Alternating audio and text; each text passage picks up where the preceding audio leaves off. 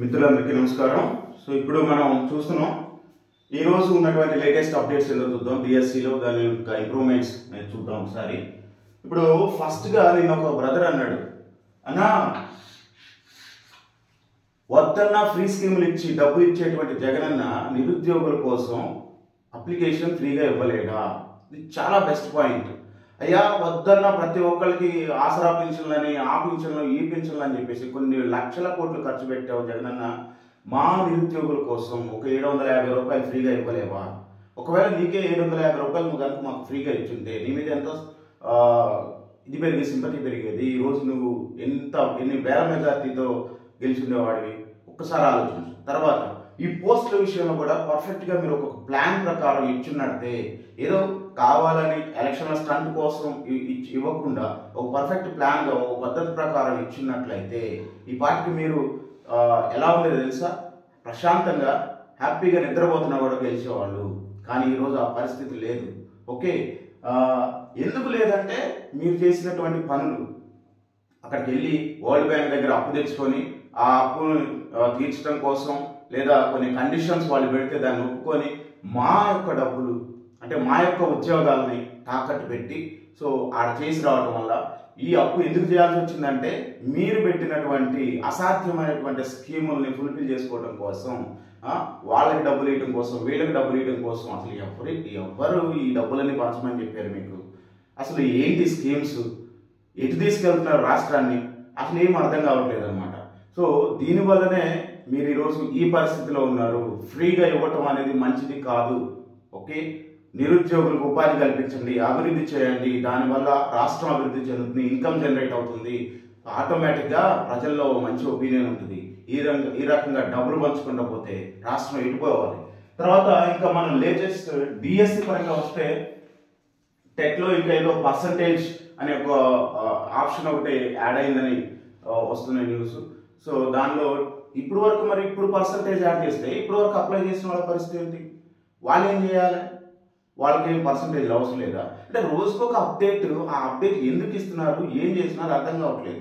అంటే ముందే ఆలోచించుకోవాలి కదా, ఏదైనా ఇచ్చేటప్పుడు ముందే ఆలోచించుకొని దానికి ఒక పద్ధతి ప్రకారం చేసుకోవాలి. సరే ఇప్పుడు అప్డేట్ ఇచ్చారు, దానికి ఏం చేయాలి? మీరు కరెక్షన్ ఆప్షన్ ఇవ్వాలి. కరెక్షన్ ఆప్షన్ ఇస్తే అమ్మో మొత్తం కరెక్ట్ చేసుకుంటారేమో, మళ్ళీ మనకి 750 రావేమో. అరే ఎంత చండాలం, నీచమైన ఆలోచన చేస్తున్నారు వీళ్ళు అసలు. ఓకే, ఆ పర్సంటేజ్ ఏం చేయాలంటే ఫర్ ఎగ్జాంపుల్ మీకు ఒక 120 మార్క్స్ వచ్చినాయి అనుకో, 120/150 తక్కువ బై ఎక్కువ ఇంటూ 100 వేసుకుంటే మీకు ఎంత వస్తుందంటే 80% వస్తుంది. సో ఇట్లా మీరు కౌంట్ చేసుకుని 120/150 ఇంటూ 100 మీ మొబైల్స్లో ఇలా వేసుకోండి, మీకు వస్తుంది. ఓకే, ఇది టెట్ డిఎస్సికి అప్లై చేసేటప్పుడు టెట్ పర్సంటేజ్ అడుగుతుంది. ఇది నాకు తెలిసి ఎందుకు అడుగుతుందంటే కొంతమంది జీరోలు వేసి పెడుతున్నారు కదా, అంటే ప్రీవియస్ టెట్ ఎలా అంటే నంబర్ అడిగినప్పుడు కొంతమంది 000 వేసి పెడుతున్నారు కదా, దానికోసం వీళ్ళు పర్సంటేజ్ అడుగుతున్నారు. అయితే ఇప్పుడు దీనివల్ల వాళ్ళకి బెనిఫిట్ ఏంటో తెలుసా? ఒకవేళ వీళ్ళు 000 వేసి పెట్టిన తర్వాత ఏమైందంటే రేపు ఒకవేళ పోస్టింగ్ వచ్చే టైంలో మీరు రాంగ్ ఇన్ఫర్మేషన్ ఇచ్చారు అప్లికేషన్లో, కాబట్టి యు ఆర్ నాట్ ఎలిజిబుల్ అనవచ్చు. ఒకవేళ ఎగ్జామ్ కండక్ట్ చేస్తేనే ఇంకా అందులో మళ్ళీ క్వశ్చన్ మార్కు ఇఫ్ కండిషన్ అనమాట. ఓకే, సో అదొక మళ్ళీ దానికి ఒక లిటిగేషన్, ఈ అప్డేట్స్ అన్నిటికీ ఒక లిటిగేషన్ ఉంటుంది, వీళ్ళు పెట్టే ప్రతి లిటిగేషన్. ఓకే, తర్వాత ఇంకా మనం చూస్తే 4 కేసెస్ అయినాయి శ్రీకాకుళం జిల్లాలో కూడా. సేమ్ ఇదే తరహాలో 4 కేసులు అయినాయి. టైం ఇవ్వాలి, జస్ట్ 19 రోజుల్లో ఎగ్జామ్ కండక్ట్ చేస్తున్నారు. సో ఇది మాత్రం కరెక్ట్ కాదు అని చెప్పేసి దానికి. తర్వాత శ్రీకాకుళంలో ఈ డిఎస్సి పరంగా కూడా కొన్ని తప్పులు ఉన్నాయి, వీటన్నిటి సవరించే తర్వాత నోటిఫికేషన్ ఇవ్వాలని చెప్పేసి అంటున్నారు. సో అయితే ఈ మధ్యలో మనకు వస్తున్న ఇంకో సమాచారం ఏంటంటే దీంతో పాటుగా ఒక అనుబంధ నోటిఫికేషన్ ఇచ్చి మంచి ఇంకా పోస్టులు పెంచే అవకాశం ఉందని కూడా అంటున్నారు. అది దానిలో ఇంతవరకు మనకు ఎలాంటి ఆధారాలు లేవు, కొంతమంది అంటున్న మాట ఇది.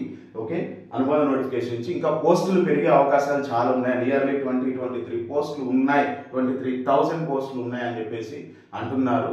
అందులో మనకి ఎంతవరకు నిజం అనేది ఇంకా క్లారిటీ లేదు, కానీ ఈ టాక్ అయితే నడుస్తుంది మనకి. ఓకే, ఇంకా మనకి డిఎస్సి అప్లికేషన్ వచ్చేసరికి నాన్ లోకల్లో ఎలా అప్లై చేయలేదు ఇంకా ఒక క్లారిటీ రాలేదు.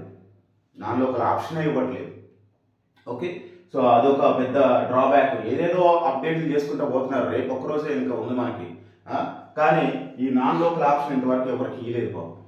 చాలా మంది అడుగుతున్నారు ఏమైంది బ్రదర్, ఏమైంది అని చెప్పేసి. ఏం చేస్తున్నారో ఏమో మరి. ఆ నాన్ లోకల్ ఆప్షన్కి ఒక క్లారిటీ లేదు, పద్ధతి లేదు, విధానం లేదు. తర్వాత ఇక ఈరోజు మనకు ఫైనల్గా జడ్జిమెంట్ రాబోతుంది.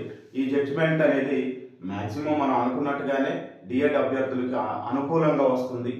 అయితే ఇప్పుడు పరిస్థితి ఏంటంటే మనకి ఓన్లీ ఆ డిఎస్సి అంటే బిఎడ్ అభ్యర్థులకి ఎస్జిటి అవకాశం వేయొద్దు, దానికి తగినట్టుగా నోటిఫికేషన్ సవరించి గైడ్ లైన్స్ ఇవ్వండి అంటారా, లేదా అసలు నోటిఫికేషనే రద్దు చేస్తారా, లేదా నోటిఫికేషన్ పై స్టే ఇస్తారా? ఇది మనం మెయిన్గా ఎదురు చూడాల్సినటువంటి అంశం అనమాట. కంపల్సరీగా మనం హోప్ఫుల్లీ కొంచెం పోస్ట్పోన్ అయితేనే టైం దొరికింది మనకు కూడా అనేది కొంచెం ఆలోచన.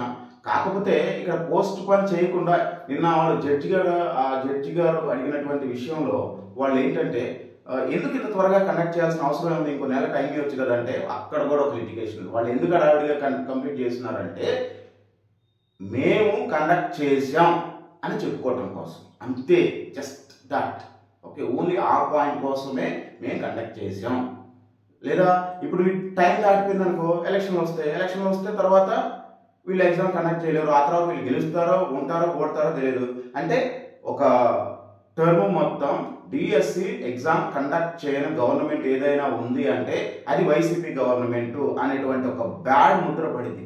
ఆ ముద్ర నుండి తప్పించుకోవడం కోసమే ఈ హడావిడి అంతా. మీ యొక్క ముద్రను తప్పించుకోవడం కోసం, మీ నెగిటివ్ ఆస్పెక్ట్ని తగ్గించుకోవడం కోసం ఆ ఇంపాక్ట్ జనాల మీద ఎందుకు వేస్తున్నారు, మా అభ్యర్థుల మీద ఎందుకు వేస్తున్నారు, మా అభ్యర్థులు ఎంత మెంటల్గా టార్చర్ అనుభవిస్తున్నారు తెలుసా మీకు, ఎంత మానసిక ఒత్తిడి ఉంటుందో తెలుసా జగనన్న మీకు? ఒక్కసారి ఆలోచించండి, మా అభ్యర్థుల వైపు నుండి ఆలోచించండి. ఎప్పటికీ మీ రాజకీయ లబ్ధి కోసం, మీ రాజకీయ ప్రయోజనాల కోసమే మీరు ఆలోచించుకుంటూ మీరు సీఎం అవ్వాలి ఓన్లీ అని చెప్పేసి ఆలోచించుకుంటూ పోతే మాత్రం కరెక్ట్ కాదు. మీరు జనాలను కూడా దృష్టిలో పెట్టుకోవాలి, అభ్యర్థులను దృష్టిలో పెట్టుకోవాలి, అభివృద్ధిని దృష్టిలో పెట్టుకోవాలి. అంతేగాని మీ ఇష్టం వచ్చినట్టు చేసుకుంటూ పోతే మాత్రం అభ్యర్థులు సిద్ధంగా ఉన్నారు, మీరు కూడా సిద్ధంగా ఉండండి.